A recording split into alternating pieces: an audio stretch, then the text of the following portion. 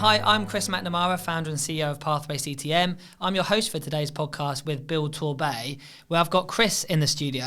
We've had different podcasts happening today, and Chris, I'm really excited to speak about, who's a development and operations manager. But Chris, why don't you introduce yourself actually about your role and what you do with your job? Yeah, so Chris from Datel Electrical, been there for just over 2.5 years, operations and development manager. What does my role do? Pretty much the glue of the organisation, so I just make sure it all runs, deal with customers, lots of networking, working with Bill Torbay to grow the construction area there, deal with the apprentices, which is a big passion of ours at Datel. And just obviously look to promote our services across the bay. Nice. And it might seem obvious, but how do you guys make money? Electrics. So we are domestic, commercial and industrial electricians. So all trained in? Yep, all trained. Yep, all trained. All the guys qualified. We've got a team of 6, so we have 4 fully qualified electricians and 2 apprentices. Oh, amazing, amazing. And Bill Torbay, what does that mean to you and your organisation? It gives us the chance to be involved in something which is key for Torbay. I live in Torbay, very passionate about Torbay, and I want to help the future. So by coming together with groups of other businesses that are interested in the same goals, it just hopefully means that Torbay can go on in the positive state that it should do. Yeah, we spoke earlier in the day to David Carter, who works for the council as Director of Regeneration. I guess that is what is going on at the minute, isn't it? You're changing what's going to be happening with the infrastructure of Torbay. Yeah, I mean, Torbay is massive. It incorporates loads of different sort of towns within it. I'm also part of Peyton Chamber of Commerce as well. I'm the vice chairman there, so I'm very committed to the future of Torbay in general. So I'm happy to sort of support and get along with anything that I can, really, to be honest. And what needs to change or keep happening at the moment? We need to keep the young people here, but give them the training and the future for those young people, because without those two, they're going to naturally move away or come back in later in life when we'll be exactly the same state we're in now. We want to keep the talent in Torbay. And Chris, I reckon sometimes young people think, I need to go to university to be successful, but actually surely there's so many jobs here you can do straight from school. Exactly. I didn't go to university.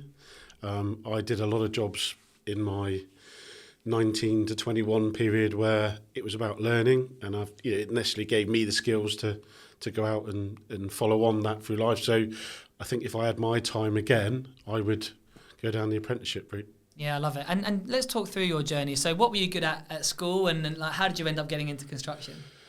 Well, at school I was very good at sports, but my father had a maintenance business, so every summer I would work there.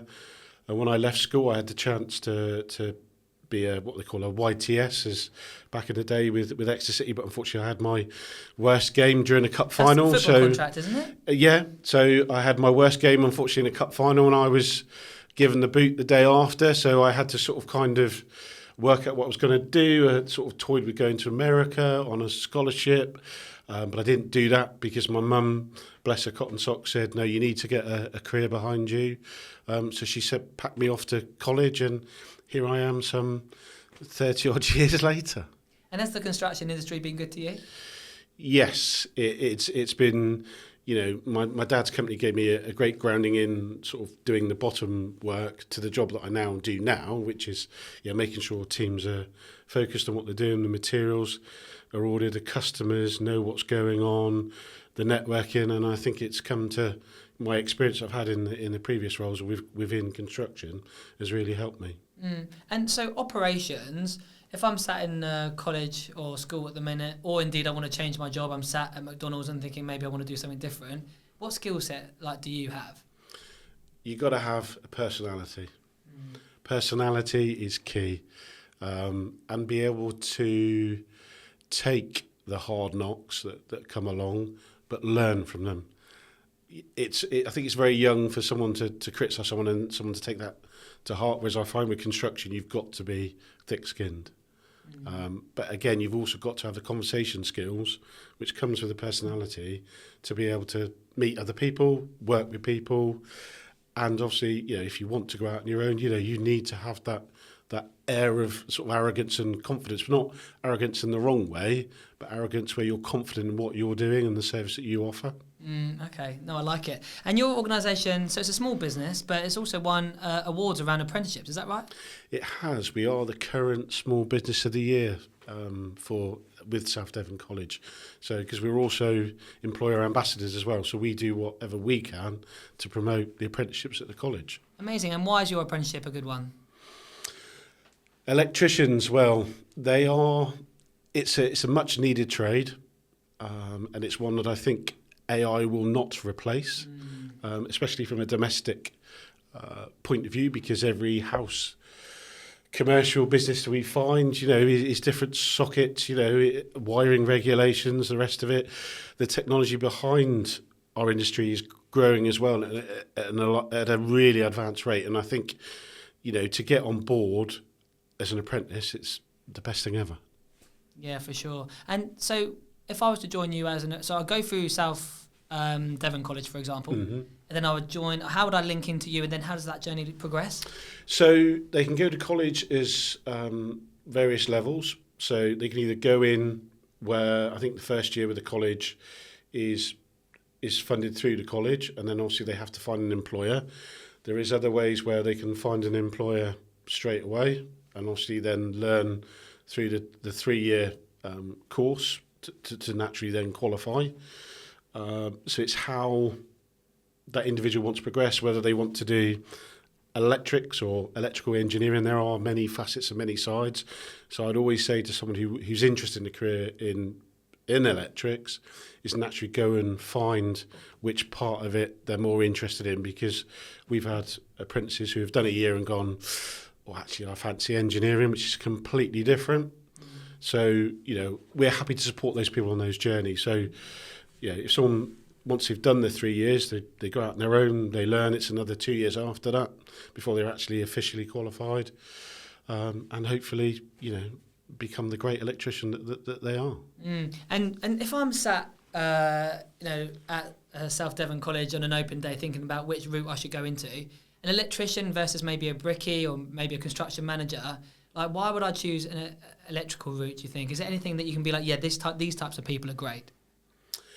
Well, for us, I think what I've seen with apprenticeships over my time is that you've got to have the desire, and desire is key. That probably just comes from a natural sporting background. But if I was sat at South Devon College, I would want to be an electrician, because I think, as I've said previously, the technologies within electrics, renewables factor is absolutely massive. And South Devon College has just opened up a new unit there, and it's going to blow your mind. Renewables, it's the way we all need to focus, because we are going to run out of some resources, and we have to find ways of developing what we've already got for the good of the world.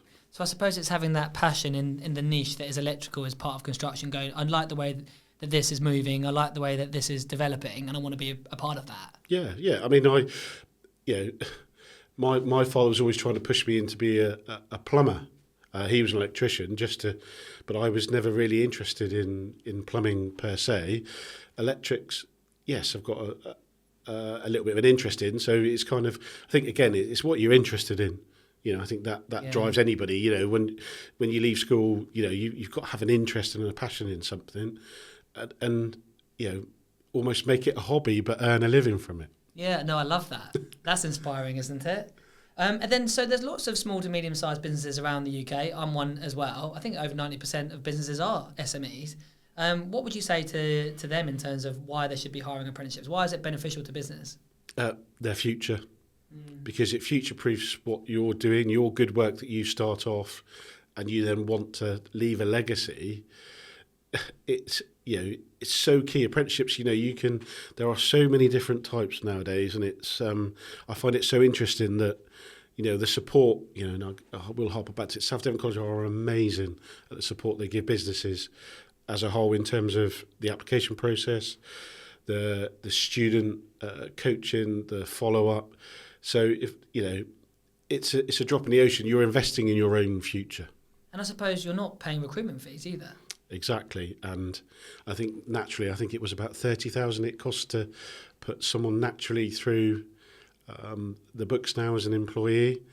Whereas South Devon College, they invest a hell of a lot of time, whereas you're not spending months, weeks looking for that right person. They can do it all for you. And then they would shortlist people for you? Exactly. And then you would interview? They've done that for us. They've shortlisted. We had a role going, and they sort of took away the whole process for us and just put forward 3 candidates, and one was lucky, and we went from there. So great help, great support. And you say you live locally? Yep, Torbay, or Torquay, sorry, should I say, right on the harbour. And the harbour side has come on massively in the last sort of 6 to 12 months, and I'm excited by Torbay Council's vision and the vision for Torbay, and I think that is what should keep people here. And I suppose that's so important. Like, I was saying in some of the other interviews, there's a whole business around Build Torbay. Surely that's going to tell you that's a growing industry to get involved with. Yeah, Build Torbay is a fantastic group of people to be involved in. It's a great community, and we've already profited and learnt so much from it. And where do you think Torbay will be then in 10 years' time? Do you think it will look and feel different? Yeah, it'll be back as the UK holiday destination of choice as it was in the times of Agatha Christie. Everyone says, it's the most popular destination in the Victorian times. I don't see a reason why it can't. We've got the World Paddleboard Championships next year. Come on, let's celebrate Torbay. Is that right? The World Paddleboarding Championships? Yep. And do you know what that entails? So that means most of the beaches along Torbay will be used, and it's a one-off event. So with it being one-off, it's our one chance to showcase Torbay. We're trying to get it as the UK's paddleboard venue of choice. So we've got fantastic beaches. Let's use it. And I guess by repurposing your buildings and bringing new modern architect to the town, it's going to happen, isn't it? Yeah, well, the retrofit market is absolutely massive, and there's so many good plans that I've seen, and I think Torbay as a whole is going to be the destination of choice, and we're happy to be a part of it. And will you be getting involved in buildings? Like David Carter from the council was talking about a big project happening, the Strand development. Will you be getting involved there, do you think? Hopefully, that's part of Build Torbay is to keep the work within Torbay, with obviously the various trades, with a major contractor probably heading it up, with smaller contractors underneath, and hopefully, that will be some of it. We can grab some of that work and share it and publicise it. Yeah, so I love how you're talking about construction in the local area. I love where Torbay is going to be going. It sounds really interesting, and the fact that it feels very clear if I'm someone who wants to get involved with it. There's a college there for me that is one example, and they link with businesses like you, and you're really open to seeing new talent, and you want to enter it into your business. It feels like a direct, easy route. There's a pathway for every single industry, and Torbay is very heavily focused on hospitality, but construction is there also, and it's an amazing future. It's an exciting future. And I think that's what I mentioned. I mean, nothing against McDonald's earlier. If you're sat in there for a job, we've all worked there, right? But hospitality versus construction, it feels like one's on the up and maybe one's not so. Yeah, no, totally. I think construction in Torbay is just on such an amazing journey, and I think for anyone wanting to think of a future, apprenticeship wise, it's got to be the right way to go. There are so many amazing, wonderful businesses in Torbay. And my final question, please, Chris, would just be you looking back at your, let's say, 15-year-old self, any sort of advice that you'd be giving him in terms of your career and how you got there? Because, of course, you always learn as you go through things, and you don't do things totally. The easiest way, right? Yeah, definitely not the easiest way. Ask the questions. If you're an apprentice out there and you're interested in a certain sector, go and see that business that you feel Google, whatever, is top of the rankings. Ask the questions. Go in face to face. We've done presentations in South Devon College. Get as much knowledge as you can before you plan your journey. Speak to your school, speak to your college, know the natural pathway. Just, speak to the businesses, because we're more than happy to speak to anyone about the roles that we've got potentially and where it could lead you. I love it. Thanks, Chris. And Chris, would you be happy for people to add you on LinkedIn? How can they find you?